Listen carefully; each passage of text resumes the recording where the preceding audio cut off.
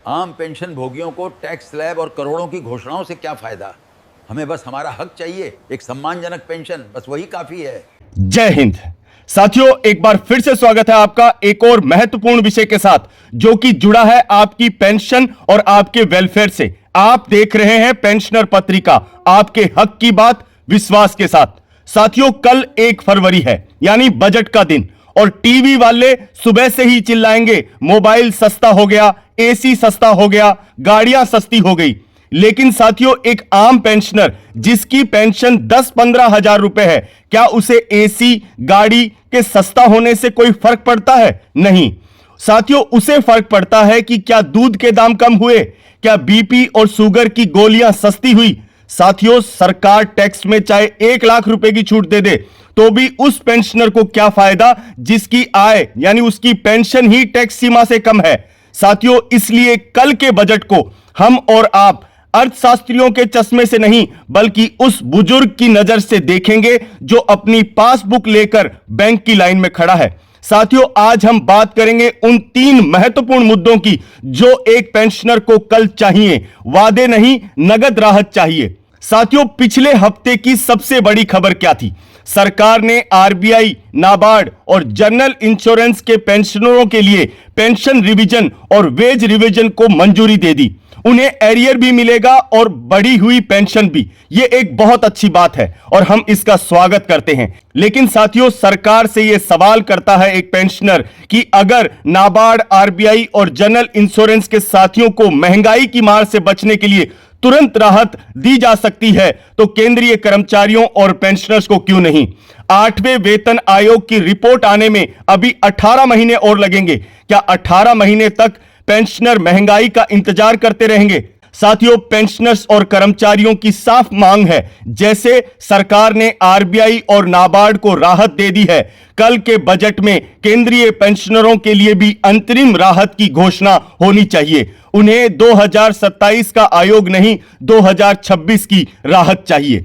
साथियों, अब आते हैं दूसरे मुद्दे पर। 18 महीने का एरियर, यह बोनस नहीं, कर्ज है सरकार के ऊपर। साथियों, सरकार कहती है कोरोना के समय पैसे नहीं थे इसलिए आपका 18 महीने का डीए रोक लिया गया। ठीक है, मान लिया, लेकिन आज तो जीएसटी कलेक्शन रिकॉर्ड तोड़ रहा है, जीडीपी बढ़ रही है, तो फिर बुजुर्गों का पैसा क्यों दबाया हुआ है? कल के बजट में पेंशनर्स ये नहीं सुनना चाहते कि सरकार विचार कर रही है, उन्हें रोड मैप चाहिए। अगर सरकार एक बार में नहीं दे सकती तो किस्तों में दे दीजिए, लेकिन यह पैसा पेंशनरों का हक है, कोई भीख नहीं। यह पैसा किसी की बेटी की शादी के लिए था, किसी के घर की मरम्मत के लिए था। साथियों, कल वित्त मंत्री की चुप्पी नहीं चलेगी, हिसाब चाहिए एक पेंशनर को। साथियों, अब आते हैं तीसरे महत्वपूर्ण मुद्दे पर, स्वास्थ्य सुरक्षा। जो पेंशनर साथी सीजीएचएस डिस्पेंसरी से दूर रहते हैं उन्हें सरकार महीने का 1000 रुपए एफएमए देती है, फिक्स्ड मेडिकल अलाउंस। आप ही बताइए, आज के जमाने में 1000 रुपए में क्या आता है? एक बार डॉक्टर को दिखाने की फीस ही 700-800 रुपए होती है। संसदीय समिति ने खुद सिफारिश की थी कि इसे बढ़ाकर 3000 रुपए किया जाए। साथियों, कल के बजट में अगर 1000 रुपए से बढ़कर एफएम में 3000 रुपए नहीं हुआ तो यह बुजुर्गों के साथ एक भद्दा मजाक होगा। हमें टैक्स में छूट नहीं साहब, हमें बुढ़ापे में इज्जत से इलाज कराने के लिए पैसे चाहिए, यह कहता है एक पेंशनर। साथियों, अंत में पेंशन की गारंटी, जो कि एक पेंशनर का सबसे बड़ा मुद्दा है।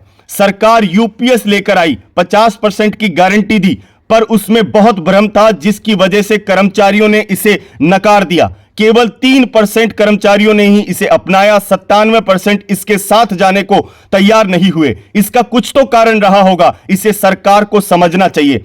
साथियों, पेंशनर और एम्प्लॉय यूनियन का कहना है कि उन्हें ओपीएस जैसी नहीं, ओपीएस ही चाहिए, यानी पुरानी पेंशन स्कीम की बहाली ही उनका एक सबसे बड़ा मुद्दा है और उनकी मांग है। साथियों, एक आम पेंशनर शेयर बाजार का रिस्क नहीं समझता, उसे महीने की पहली तारीख को अपनी पूरी पेंशन चाहिए।